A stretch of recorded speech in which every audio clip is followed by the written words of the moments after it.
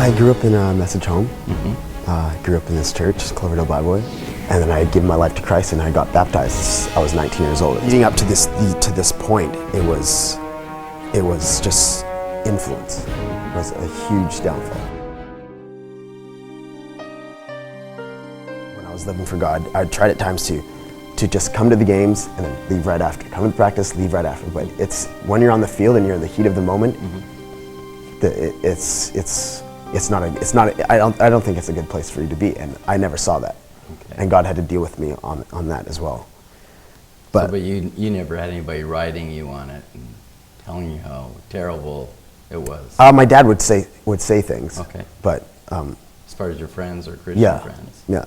But my dad, of course, he's very vocal when it comes to the way he wants his household run. He's a soldier. Yeah, and you listen and you hear it. And he's right. You can't. There's no way you can say no. That's not how things are. That's not right. But you eventually just shut out that voice and you just listen with half an ear, and then you continue on. So this is the 2012.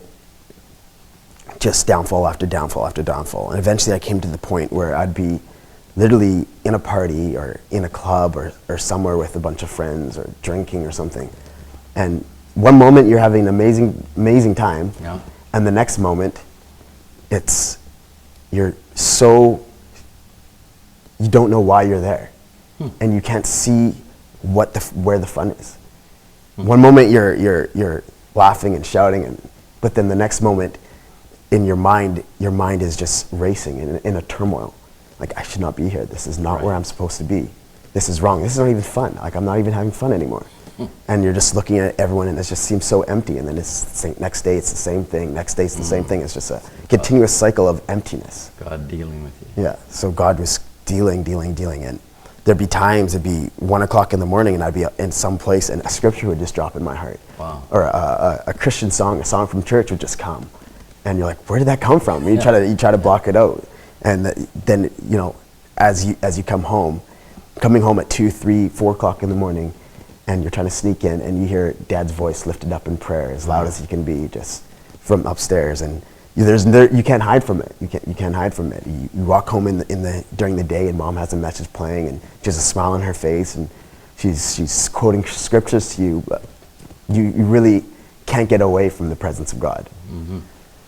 So this is just God just continuing to deal in different ways, different aspects.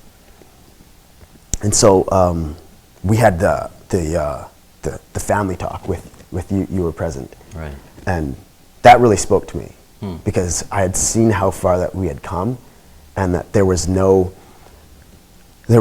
nothing holding us back from going even farther, and it was just a downhill ride, and it was just going to take us farther and further and further. And that was really getting to me, especially with all these different things that happened. God was dealing with me already before that. Okay. And so I came to camp not really. But you never came a part of camp. You just came to the camp. I came to the camp services with my parents. Because you're that distant. Yeah, I was just that distance. I didn't want to be there to be fellowshipping with everyone with kind of the life I was living. I didn't even want to be a part of it. Right. And just to put on a face, to put on a mask or whatever, that all is well. And so I came to the camp, and I came to the Thursday night service, and Brother Craig Boer was preaching. And I kind of came with let me see, I've never heard this brother preach before, let me see how he presents the word. And so it was an amazing service. It was an amazing service. And I came home that night, I think he preached on the power of the cross. And so I came home that night, and I was like, that was a good service, but nothing had struck me. And I was kind of happy at the same time. I went out the back door, lit up a smoke, and I was good. The next day I came to the next service, and at the same time of camp was a soccer tournament that was being played in Penticton. Okay. And we were supposed to be there. Gabe and I were supposed to be there. But camp was on, so it's kind of you're not going to be like, okay, I'm going to the soccer tournament rather than going to camp, because your mom and dad did be no way. But the next day, I was going to get a ride with someone who was going late and go up anyways. that was my plan. I was like, I'm gonna go up anyways, and that's just what it's gonna be. When I come home, like I doubt that my dad will even let me back in the house, and I said to myself, if God doesn't deal with me in this service, I'm going up to Penticton tomorrow, and then I'll be gone. Like, I'll be gone. And so God dealt with me in that service. That was amazing. Yeah. And tell me how it happened, because I know something. oh, it was I've never had an experience like that in my life. I sat through the whole service, and it was a great service. I sat through the whole service, and many things that he said were speaking to me and was dealing with my life, and many things that had been mentioned by my dad and mentioned by the ministry even at home.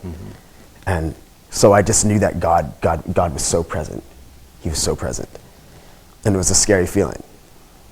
So at the end of service, the service came, and I think Brother Craig had us all standing and singing. So everyone's standing and singing. And then my dad went to the front. And I was like, okay, I know he's going up there to pray for us. There's no spiritual need that he needs. He's a soldier, right? Yeah. He's going up there to pray for his family. But sorry for interjecting, but the reason why your dad came up, I think the night before, we'd had the people came for an altar service. But Brother Craig, at the end of the second service, the service you're talking about, he said, I only would like those that have a very special need. That's right. To come up to the front. That's right. And I believe that maybe that's why Dad came. Yeah. Because it was a special need. I can say that for sure. Because it was going to take a miracle, and it took a miracle. So I'm standing there, and my dad comes back, sits in the seat, and he's singing and praying, and my mom puts her hand on my back for about maybe 30, 60 seconds, and I'm standing there, and I'm kind of just singing, just kind of like wanting to leave already, and then as soon as she put her hand down, I just felt something just come over me. It was just like the presence of God just came right where I was and just electrified me. I can't even describe how it was. It was unreal. And my heart started beating fast. Everything within me was just pulsating. I remember I had a jacket on, and I remember putting my hand in my jacket like this and holding my heart, because like I felt like it was gonna burst out of my chest. And like everything was just vibrating within me. And I was like, what is this? What is this? What's happening? And I just knew that the presence of God was just on me. Like, you know how Brother Branham says, the light is hanging over that person. Right. The light was hanging on me at that point. And so at this point, I start praying, and I'm trembling, and I'm just like, God, what do you want from me? Like, is this you calling me? And then I just felt something just go to the front and get prayed for. I was like, no, there's no way I'm going to do that. There's no way. I know everyone's looking at me. Right. Everyone in this place is looking at me because they know I'm here and they know I'm not living the life. And everyone's looking, expecting something to happen for me. I was like, no, I'm not going to go up there. But eventually, I remember walking like this, and I remember looking down at the ground. My head was down at the ground, and my eyes were open. And I remember I could see my feet moving. Yeah. My feet are moving. I'm walking to the front unconsciously. Something within me was pulling me to the front. Sure. And so as my feet are walking, I'm watching my feet and saying, I was like, where am I doing? Where am I going? What am I doing? So eventually I end up at the front, and I'm there, and I say, I'm here. I might as well do business. I might as well start praying. If this is what it is, maybe this is my moment. So I just start praying, start calling it to God. Brother Craig and Brother John came over and prayed with me. And he said some words, he said some personal words to me. And they laid hands on me, and they prayed for me at that moment. And then from that, I went back to my seat, went home, told Gabe, I was like, God did something for me. Like, I'm done, man. Like, that was it. Like, I've never had an experience like that before. I proceeded to tell him what had happened. And he's just sitting on his bed like, cool, man. That's cool. It's all right. And so I was like, from that point, I was just like, this is amazing. This is what my heart has been crying out for. This is what my soul has been crying out for. And the amazing thing about it was at summer camp last year, I had talked to Brother Craig. Right. And he said that moment is etched in his mind for the rest of his life. Yeah. And mine. And yours as well, okay. Yeah. And he said that for some reason he doesn't remember all the people he prayed for, but he remembers that moment with me, and that really touched me. Yeah.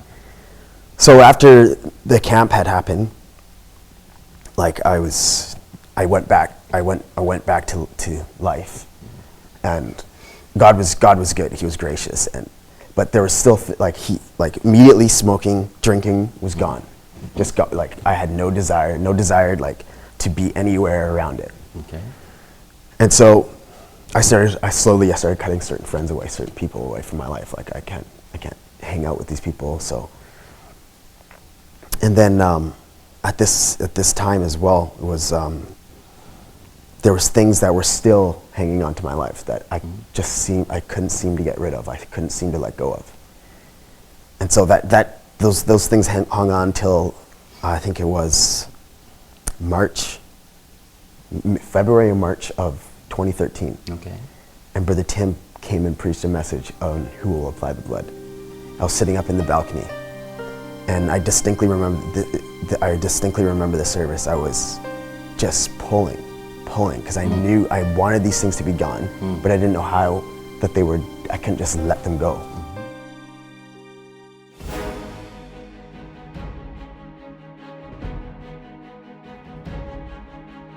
It was around the same time as well that the whole SFU revival had started. And Jean came up to say, he said, I want you to lead songs.